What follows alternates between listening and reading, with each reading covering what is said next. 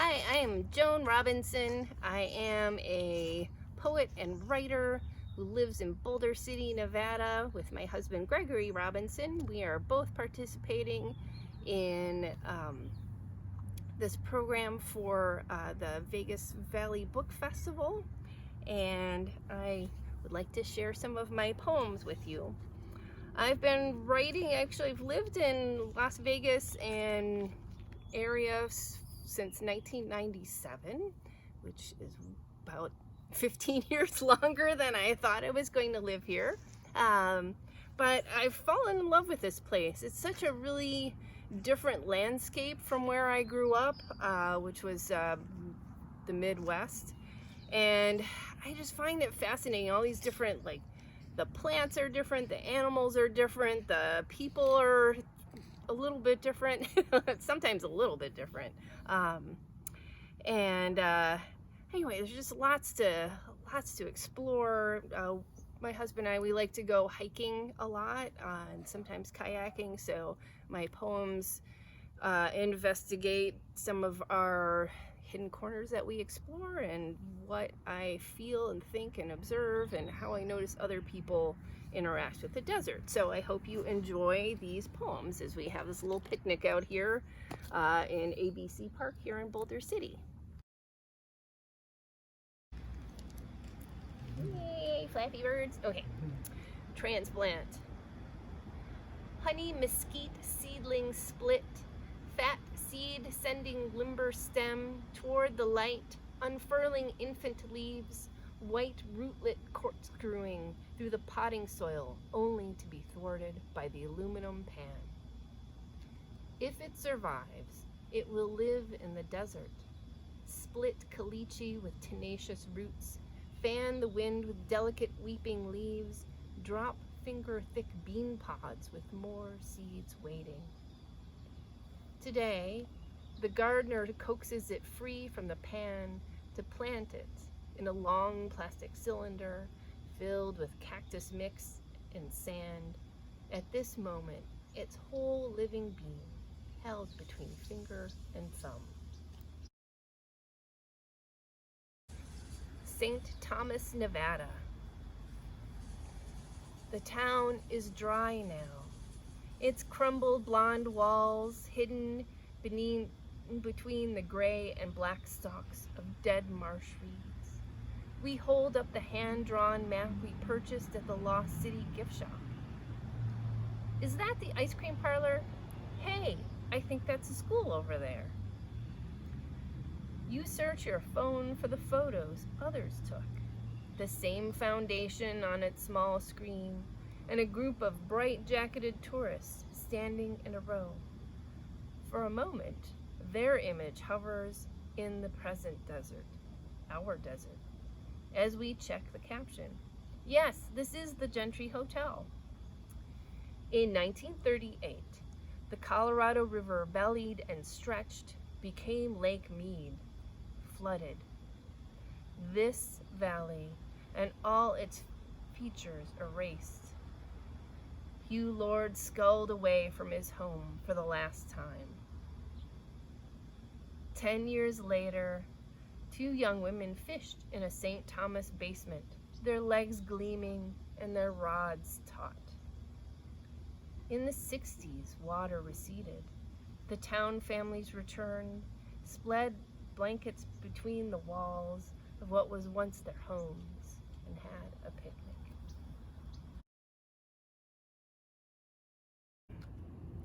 After Basho.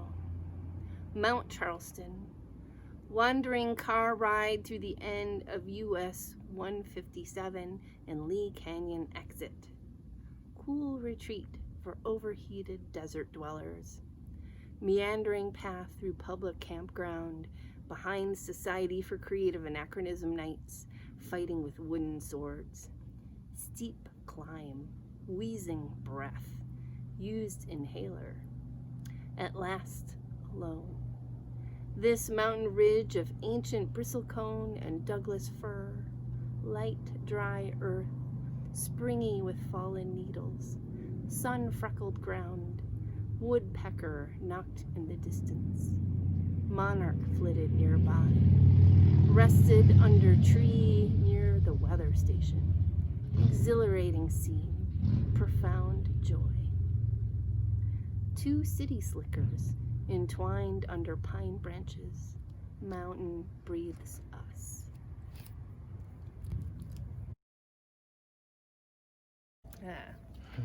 The desert is a good place to have a vision. On the flat rock, over the serpent swallowing the sun, in front of the brown and purple goddess. Snake in one hand, infant in the other. Next to the red coyote with the black raven claws, and underneath Spider-Woman, labyrinth in her belly. Revisioned in 2006 by the artist, the same one who dropped out in 1973 and came here to paint. Now returned a professor. On the other side of the path, native petroglyphs, chipped fleck on fleck.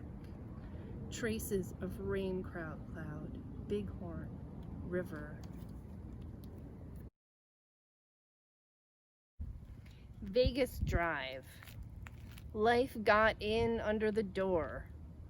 White-kneed spiders hung their webs on the bathroom ceiling. A black widow set up behind the toilet. We lived in agreement.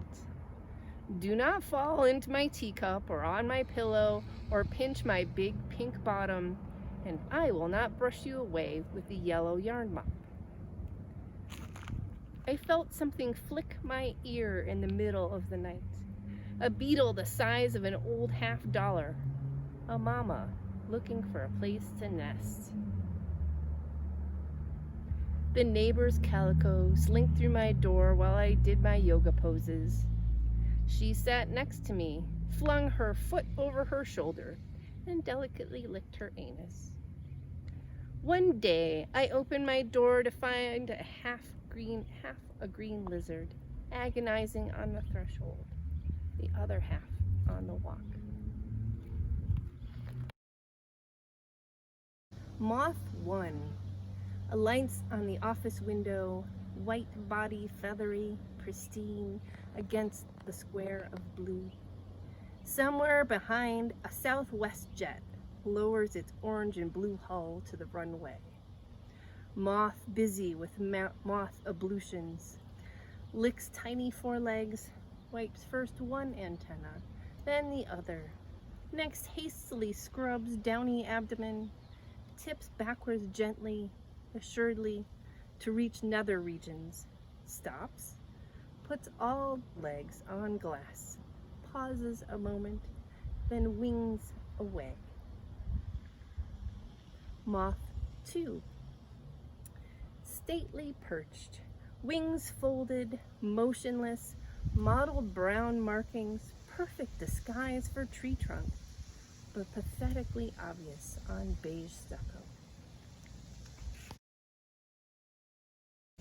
Thalia, we have to laugh if we are to survive. In the stink and fumble of daily life, laugh. In the bruised and clumsy body, laugh. Laugh when alone, laugh in company. Thalia, muse and grace, unbind us from our narrow prison. Your warm breath blows the grass. Your chimes ring the flowered branches. Laughter, you undo us. We are helpless in your embrace. Your wisdom goes down sweetly when we are so disarmed. So this poem is actually sort of an interweaving of two different poems. One is about a plant. So this plant is called Brittle Bush in common language, or Thalia farinosa is its Latin name. Anyway, brittle bush is a pretty common plant out here in the desert. You'll see it in the springtime. It blooms with these bright yellow flowers. It's a big bush, so it's like several feet across, and it has this sort of beautiful crown of yellow flowers on very long, skinny, delicate stems. And it's called brittle bush because the stems break very easily in the wind, so they can go off and scatter their pollen. The plant is very useful. It has a very thick latex that's used for basically glue for the indigenous peoples who've lived in the area for millennia. And so I was combining that idea with a friend of mine, somebody I have known for many years, and I've seen her go through many trials and troubles, and how sometimes life can make us brittle, but there's also something that makes us stick together. And she's been very important in my life, so I kind of wove these two different, very separate things together because I saw something in common with them, with this person and this plant. So this is Brittle Bush and Thalia farinosa for Linda Marie Lenny H. A moundy ball, gray-green, crowned with bobbing blooms, light held in yellow fists. Rough wind breaks the stems, blows the flowers. Velvet heart-shaped leaves remain.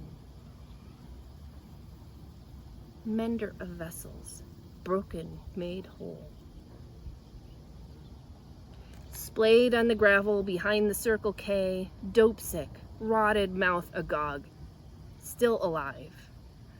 Fallen teeth and unstrung necklace of yellow beads, scattered amongst the blowing trash. Sealer of wounds, blood held back. In the rooms, around the smoky tables, days turn to weeks, weeks turn to years, years turn to coins. The light returns. I got my teeth back. 2 rows of perfect ivory piano keys.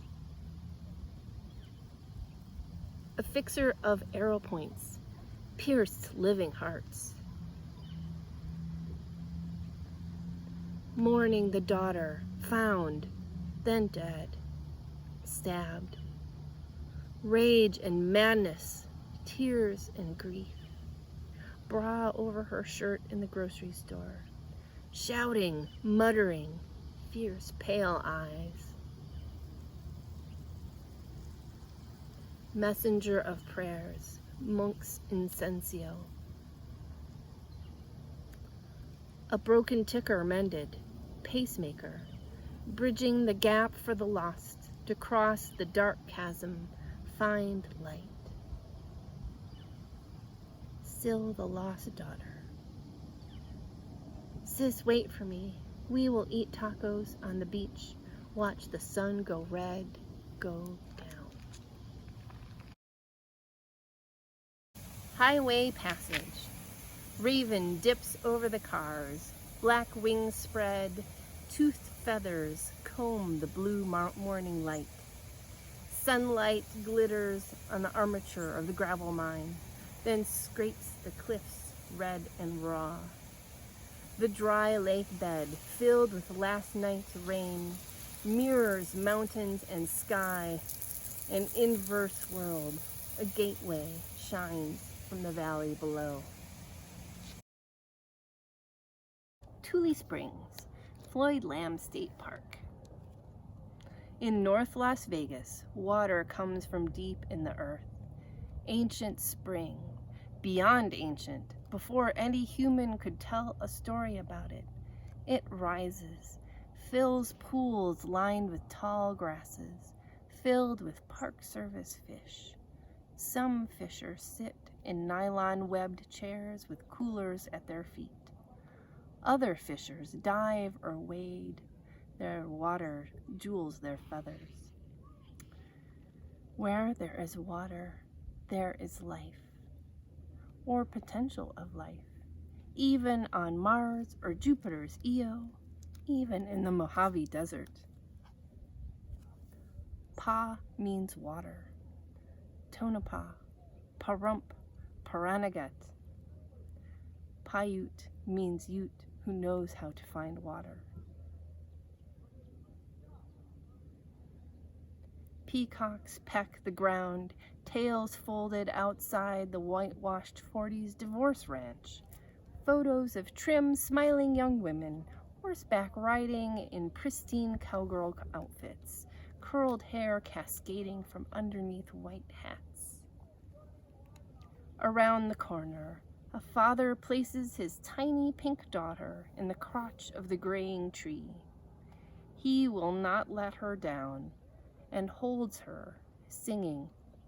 A, she replies. A, B, B. On throughout the alphabet, as the Canadian geese sleep together on the grassy bank, each balanced on one webbed foot, each neck turned back, each head buried in feathered back. My husband and I take pictures. Trees, geese, ranchette, not our faces. We look out together. The little pink girl, freed from the tree, runs squealing up the path, scattering geese in a beat of wings. Beneath us, the Caliche Basin holds this water, built in layers, mastodon tusk, sloth claw, lion tooth, all drank here. Another layer, bonfire ash, arrowhead, bones of Tudinu, who fished and sang with their children.